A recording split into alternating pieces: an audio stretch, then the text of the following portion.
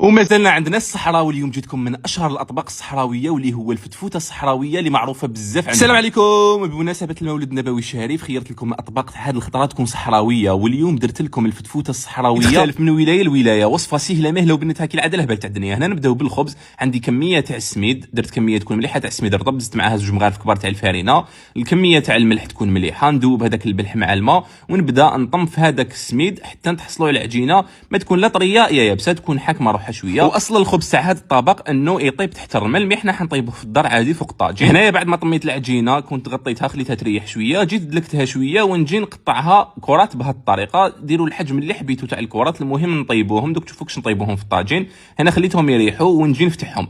يا تحبوا تفتحوهم بشويه تاع السميد رطب بهذه الطريقه، يا تحبوا تفتحوهم بالزيت، معناتها تدهنوا شويه تاع الزيت وتفتحوهم غير بيديكم هكذا وطيبوهم في طاجين سخون من قبل على نار تكون متوسطه، وتقعدوا غير تقلبوا فيهم من جهه لجهه حتى وين يتحمروا ويطيبوا مليح. كما راكم تشوفوا هنا كاين الخبزات اللي يتنفخوا وكاين اللي ما حاش يتنفخوا معاكم.